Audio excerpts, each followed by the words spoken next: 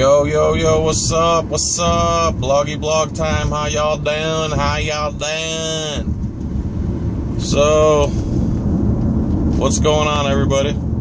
Hope everything's good in YouTube land. I got my phone on my new phone mount that's mounted to the windshield so I can do blogs. I'm just coming off 2 days off and I'm headed into work for the next 5 days.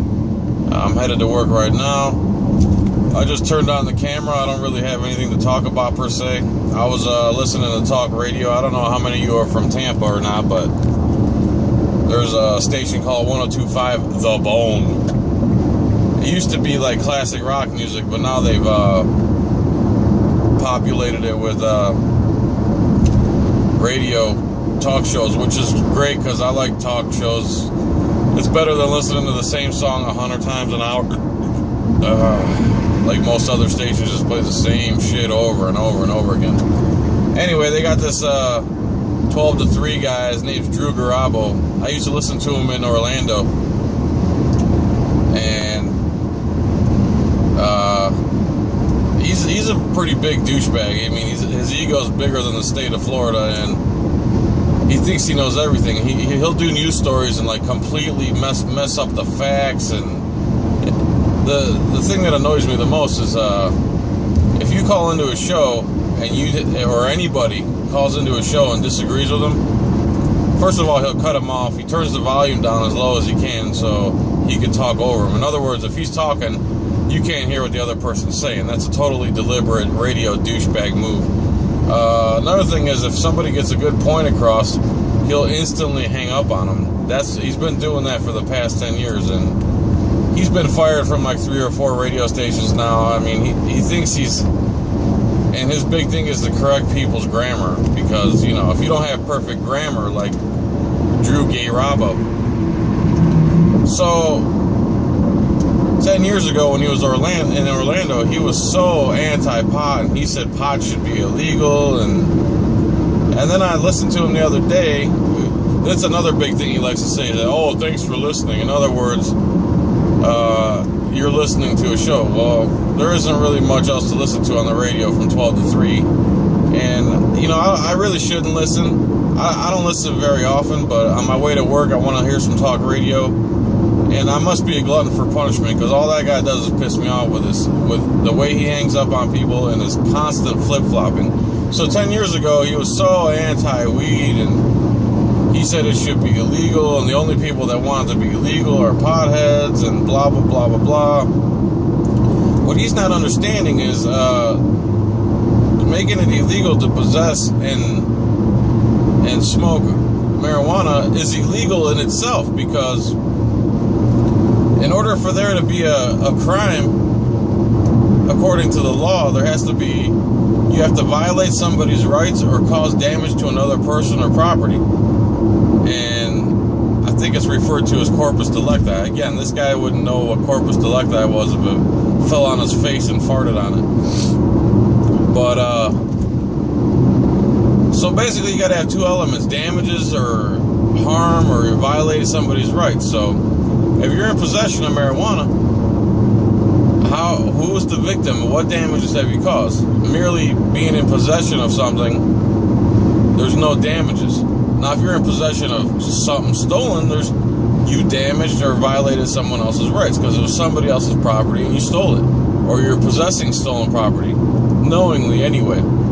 If you bought stolen property by accident, again, you don't have intent. You didn't know that it was stolen. And they have to prove intent. But regardless, this moron doesn't understand that the mere fact that possession, there's no victim. When you smoke weed, there's no victim. And some people try to say, you're the victim. Well, last time I checked, you have individual freedom, and what you put in your body is your business. If you want to kill yourself, that's your business. If the same could be said for alcohol and cigarettes, but those aren't illegal. I mean, if you want a real in-depth analysis about marijuana, you go to there's a couple shows. There's a documentary on TV which I couldn't believe. I think it was called the Miracle Cure, or Cannabis the Cure. And then if you go on Netflix, there's a documentary called The Union. You should check that out. So, this douchebag, Drew Garabo, you guys should call him up and tell him he sucks. He really loves that. He'll tell you thanks for listening, and of course you should respond with I don't listen. I just call or something like that. But anyway,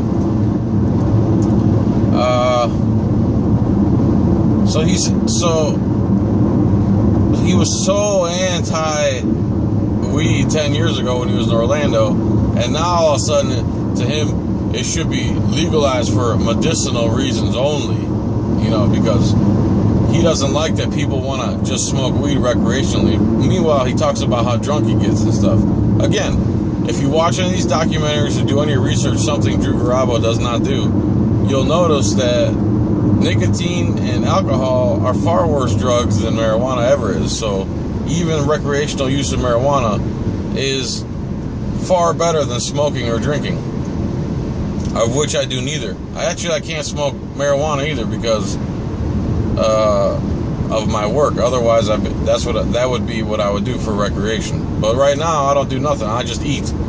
Eating is my recreation. Like, I get high off salami sandwiches and stuff. But something I shouldn't eat either is meat, but that's a whole nother subject. So that's it. Drew Garabo's a douche. You should tell him he's a douche. Go to Twitter and say, dude, you're a total douche. Or say whatever you want to say. Or listen to him on iHeartRadio and just listen to the nonsense he spews out of his mouth. And he's so scared to debate anybody. He's been hanging up on people for the past 10 years. He's been fired from like 4 radio stations. The one radio station replaced him with a computer that just plays the same music over and over and over again. These guys have giant ego and they think they're so important or so talented or whatever he is, but I mean, he's got a little bit of talent, but it just does not outweigh the ignorance and stupidity of the stuff he spews. He should just stick to the stupid rap songs and the mild comedy, if you want to call it that, and just try not to be serious about anything and pretend like he knows anything outside of grammar, that is. I mean, he's good at grammar. What else? So 2 days off. Last week was rough, man. My legs got all tightened up. I'm getting old. My hands starting to hurt from all the constantly gripping fajita skillets and shit. I'm 3 months into the job. Things are going good. I don't know if you guys watched my Scratchy Scratch Time yesterday starring Jesse Lewis. Jesse Lewis is a kid I work with. I guess he's a kid. See, I'm calling 22-year-old people now that I call them kids because I'm so old now. But anyway, this is this kid I work with, Jesse Lewis, and a lot of the stuff I was saying in the Scratchy Scratch Time yesterday is what he says at work, but he says a lot of stuff, and he's really quick to ad-lib, like, I took off my hat, he's like, oh, you did your hair, man? You look like a 1950-something driving a Packard. I mean, he just comes up with stuff so on the fly. I'm going to try to get him, like, on a phone interview or something one time. What else? I don't know. It's a long ride to work. I'm not going to bore you the whole time, but 2 days off. Drew's a douchebag. Legs are tight. I got on the inversion table. If you got leg or back problems, man, nothing is better than an inversion table. I don't care what anybody says. You can get one for like $140 off of eBay delivered. And you get on this thing for 5-10 minutes and it stretches out your back and you feel like $1 million afterward. What else? What else? I got these work shoes. I bought them from Walmart. They're like the most comfortable shoe I ever bought. From Walmart, of all places. They're called Champions. Champion is the brand name, and they got air soles. So finally I've worn them out after like 6 months of working. And I'm like, man, I'm just going to go buy another pair of these. These are the bomb. So I go to like 3-4 different Walmarts. They don't have them. And then I start doing the internet. I'm like, you can find anything on the internet. You can't even find these on the internet. They're like discontinued, man. Nothing worse than when you find a pair of shoes you absolutely love and you can't find them again. It is the absolute worst. So that's that. Pretty interesting shoe conversation there. See, right now I'd like to take a caller, but again, you can't just do that quite yet with your phone. I like my new Hyundai. It's pretty awesome. It's pretty fast too. What else? That's about it, man. I got 3 more scratch tickets sitting on my desk, 3 $5 ones. Somebody told me to buy the odd number tickets. Maybe I'll start trying that, see if that does anything. And that's about it, guys. I appreciate you watching. Please like and subscribe. I appreciate all my subscribers, all 1,130 of them now. I'm pretty shocked to even have that many. People want to listen to me rant and rave and scratch lottery tickets. It's pretty shocking to me.